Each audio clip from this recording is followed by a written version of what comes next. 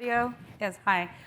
All right, so unfortunately, I'm going to have a fraction of the acronyms and as you were saying, the esoteric terms from the previous session, but I hope to share a story that will garner some affection with some of the audience who I know are in the room. So I'm a former NVIDIAN.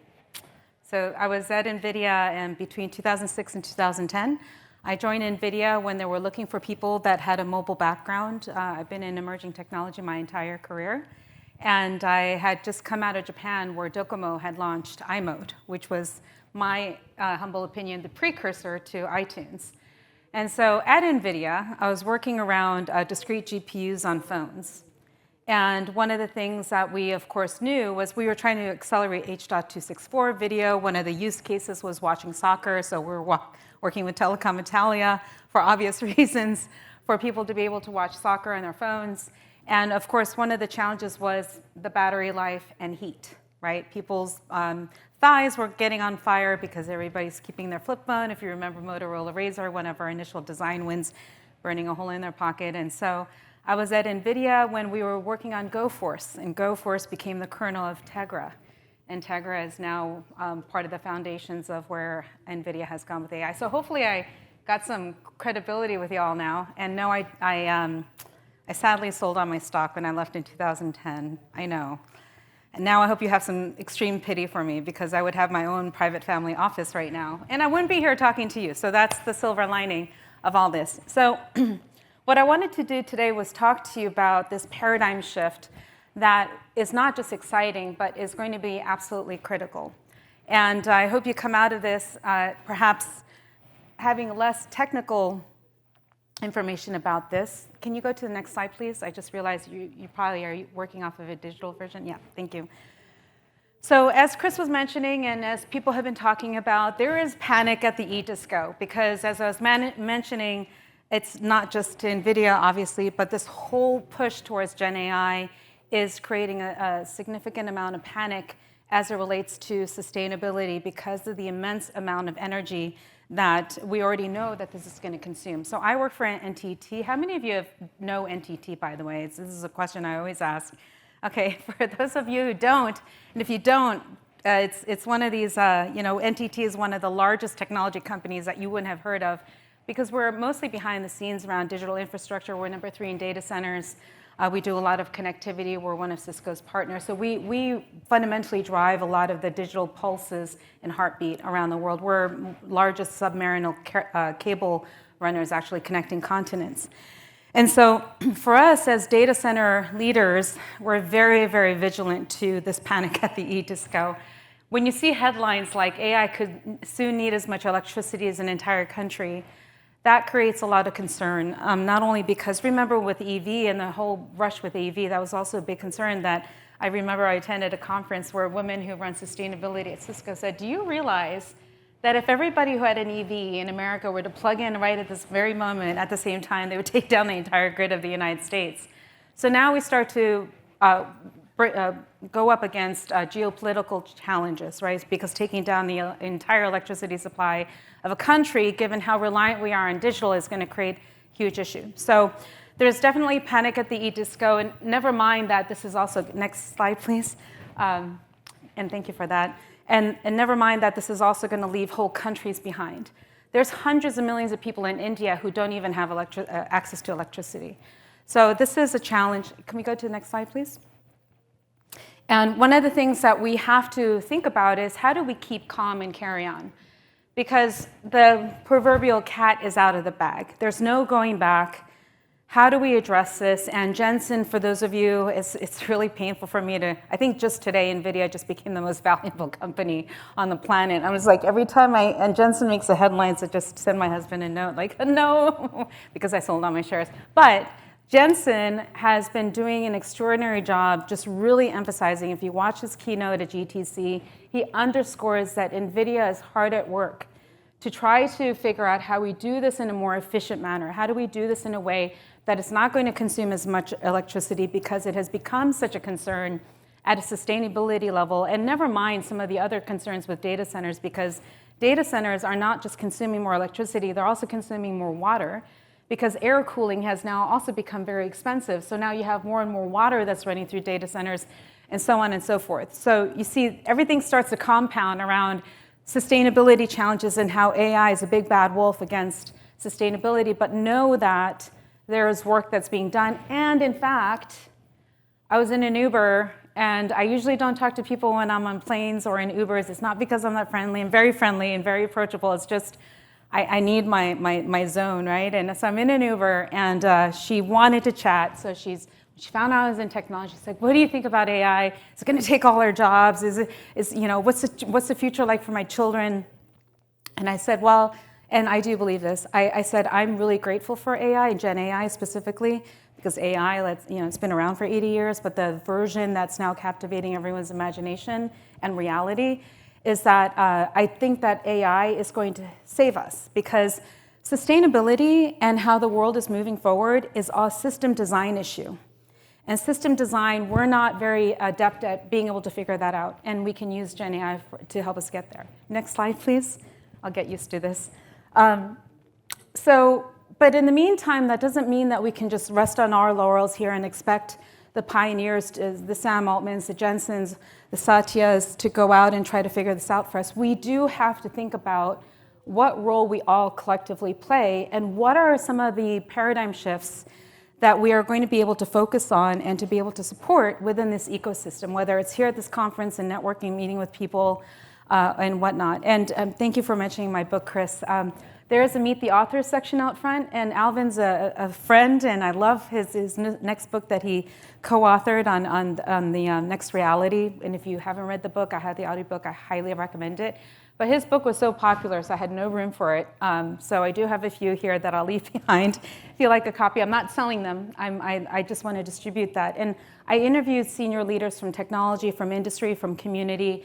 Rene Haas, for those of you that are in the chip area, he was a friend of mine. I worked for him at NVIDIA. He went on to run ARM, and now he took ARM public. And ARM, of course, is one of the kernels, a lot of what we're doing around AI. So if you'd like to read about some of the movements across all this, across AI, sustainability, and digital innovation, please pick up the book. Some really great insights in there from people that I interviewed. And of course, I'd love your feedback. So we all have a part to play. When I actually was doing the research for the book, it was really astounding to me the extent to which people have been thinking about this problem of sustainability and the role that IT and technology plays. Next slide, please. So at NTT, we are 340,000 people. For those of you who don't know NTT, we're a very large organization, and we do IT and technology services and solutions. And so for us, really thinking about sustainability is a critical part of that. And as I mentioned, data centers, we're number 3 in data centers, and we're right at the heart of this whole big bad wolf of AI. And so we think about this from a prosperity positive, in other words, economy, planet positive, people positive. Next slide, please. And so the thing to consider for all of you who are here in whatever capacity, you're at the heart of disruption, you're at the heart of technology and the role that technology plays. And just know that there's various elements of the role that you play that are going to be around how to embed sustainability into the fundamental part of your code, fundamental part of the devices that you use in the ecosystem, but also how you're going to use technology to drive sustainable outcomes. And there's a lot of different ways that that's happening. And I think that AI and what we're doing is going to be part of how we accelerate that moving forward. Next slide, please. So sustainability and innovation, a lot of different ways. This is a Web3 track, and Web3, the original definition of it, about it being more about decentralizing web, decentralizing applications, being driven on blockchain and whatnot. And this is all starting to merge together across digital twinning and smart robotics. Security is a big, big part of this. There's a very interesting correlation between cybersecurity and sustainability, because sustainability, you have to be able to track and measure your carbon, your GHG. If you have the ability to track that stuff, in other words, have visibility into your entire network, now you have greater visibility into hacking and other vulnerabilities that you might have. So if you're part of an organization that is trying to do a trade-off between, do we invest in cybersecurity, do we invest in sustainability, just know that the two do come together. And I'll talk a little bit more about what that has to do with photonics as well in a moment. Next slide, please. So some of the things that we're working at NTT, and NTT is a Japanese company, we have at the core of what we do, there's a term. How many of you have been to Japan, by the way? Anybody? Okay. If you haven't been to Japan, you have to go. Well, don't go right now. There are too many tourists. They're putting walls in front of Mount Fuji. The Shibuya, for those of you who've gone, has recently made it illegal to have any open cans of alcohol on the streets of Shibuya because of all the chaos that's been caused by a lot of people at the Shibuya Scramble, whatnot. But if you go back 300 years in Japan, the Japanese had this concept called Sampo Yoshi. And I'm born and raised in Japan. I know it's not obvious, but I am a humble Japanese citizen. My mother's German, so that kind of, counterbalanced a little bit of more the quiet side with more of the German side. So I grew up in Japan, and I grew up with this concept of Sampo Yoshi. So san means three, and po means way, yoshi means good. And there was a class of merchants that they were highly successful in the 1800s. And the reason why they were successful was because they would go through the countrysides and do their wares, and it was good. What's good for the customer, what's good for the community, what's good for the business. And so the kind of things that we're doing at NTT is fundamentally around R&D. We do $3.5 billion in R&D, and it's all about driving some of these innovations. And the first one that you see up there, ION, is really what we're doing around moving from electronic to photonic computing. And I'm going to dive into more details on that. But for sake of rounding out a little bit more about the commitment that we have as an NTT, I just wanted to call out some of the areas that we're focusing on. And if you're interested, I'd be happy to talk to you about that more. Next slide, please. Okay, so ION, Innovative Optical and Wireless Network. Now, fiber optics is not new. Fiber optics has been around for a while. But what is new is some of the urgencies that's driving some of the innovation of moving to silicon photonics. And it's a way about thinking about, okay, how do we move from electronic to photonic, literally the speed of light. Next slide, please. So as I mentioned, there's a lot of demand in general with Web3 and other applications and how all of this is converging, where latency has become more important than ever, especially in the world of XR, obviously, right? So being able to address latency, and then being able to talk about the throughput, which again, in the world of XR, throughput and the amount of data and the quantity of data and being able to pass that through is critical. And then another big piece of this is going to be around security. And so as we move towards a future of autonomous driving, drones, AR, VR, all of this stuff, really creating a trove of data that has to get through systems and has to be able to be at the speed and at the latency and at the throughput. This is some of the things that we've been thinking about. Now, bringing into that mix the energy demands, it's creating an imperative of, okay, what are the breakthrough innovations, or what do we take as innovation that was before, and how do we transfer it into the now? Next slide, please.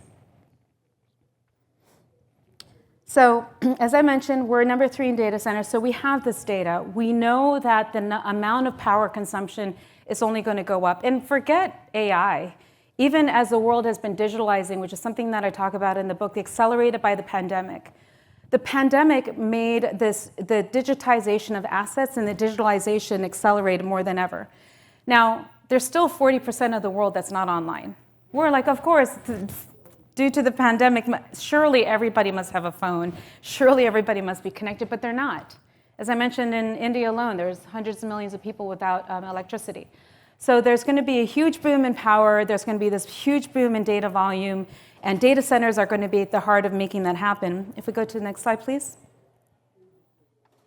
And this is where NTT has been driving something called the ION Global Forum. The Global Forum is about 130 partners that we've been collaborating with. And yes, we would love to collaborate with startups as well. So please reach out to me if this is something that you'd like to learn more about.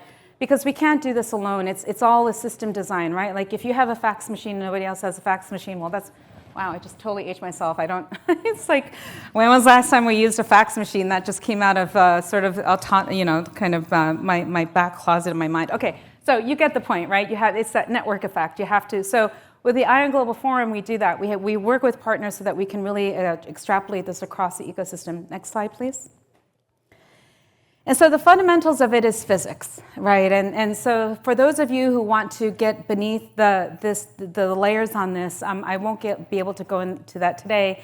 It's more about my ability to than the time. We have incredibly smart people at NTT that can go into more details with you. But fundamentally, it's about thinking about the amount of energy that it's going to consume to run electrical wiring versus optical wiring to achieve basically the same ends.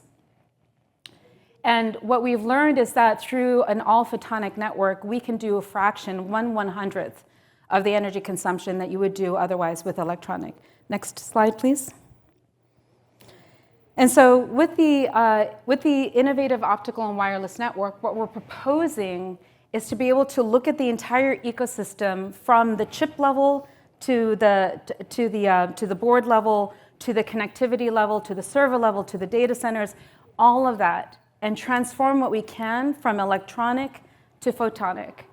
And it might not be obvious what exactly the differences are, but when you get down to the physics level of it and think about all the different devices and the transmission of data, there are ways that you can achieve that through light particles, photons, versus electronics. But it does require everybody to start shifting towards that material science. This is a material science consideration. And NVIDIA is a member of the ION Global Forum, as is AMD and some of the other usual suspects that you would imagine as we're working through some of this and how we're going to drive that forward. And of course, 6G and other frequency and other connectivity iterations that are going to be driving that forward even more. Next slide, please.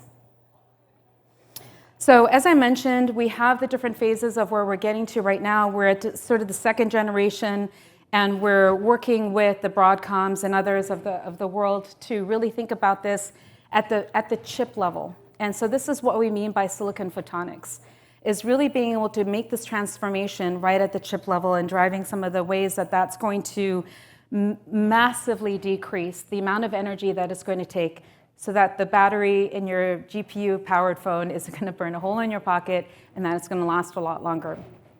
And so we're working through these generations.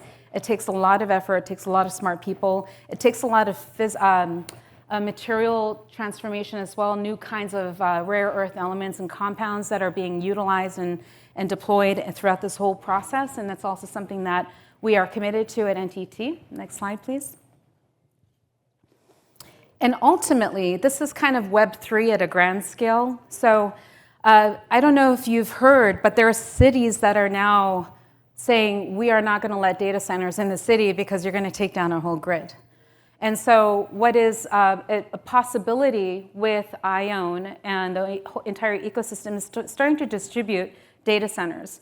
So instead of creating these massive data centers that you can see from 30,000 feet up in the air, there are going to be more of these micro data centers that are connected and distributed because latency and throughput has become less of a concern, and you can synchronize the data between data centers. You can have one data center that's dedicated to one part of the computing and another data center that's going to be more or less in parallel to some extent with the whole entire package of some compute end or need that you have. So where you're going to start seeing is the ability to have data centers in remote areas that can start to be synchronized with other data centers in other areas. And this is all going to be powered by the concept of an all-photonic network. And it's not that far away. While it is going to take a significant level of effort with all of our ION Global Forum partners, it is something that we believe is going to be absolutely necessary. Yes, there's hydrogen and alternative energy, and there's now nuclear microreactors and all of those things that will be part of this change as well. But you need to shift the demand side of the energy consumption as much as you need to shift the supply side of how that energy is supplied and consumed. Next slide, please. So I hope this was helpful in terms of illuminating some ideas and some opportunities, especially in collaboration with each other and together with NTT. Please reach out to me at Rika Nakazawa on LinkedIn. I'm one of a handful of people with that name. And I'd encourage you to all think about what this means for the future around how we as humans have now manifested AI and how AI is going to in turn help us figure out some of the most pressing challenges that we have in the world today. And also how I would say that moving from electronic to photonic is an example of organic intelligence. How do we use intelligence that exists in the world around us? I did just get the USPTO telling me that I have successfully trademarked organic intelligence, but I didn't do that to make money. I just did that so that I can start getting that concept out there around how we all have a responsibility and, frankly, surrounded by all kinds of ways that we can drive that change. Last slide, please. So that today is about creating, consuming, or sustainability and innovation at the speed of light. If you'd like to get a hold of me, my email is there, and please reach out to me on LinkedIn. Thank you. Let's give a great hand for Rika Nakazawa. Such an important and pressing topic, so thank you so much. If there's one question, I think we have 1 minute. We have time for just 1 minute question. Any questions? Cool. I'm going to leave my books up on this front seat. If anybody would like a copy of it, please take it. Yeah, I think it's right there. Thank you. Thank you. Okay. Thank you, Rika.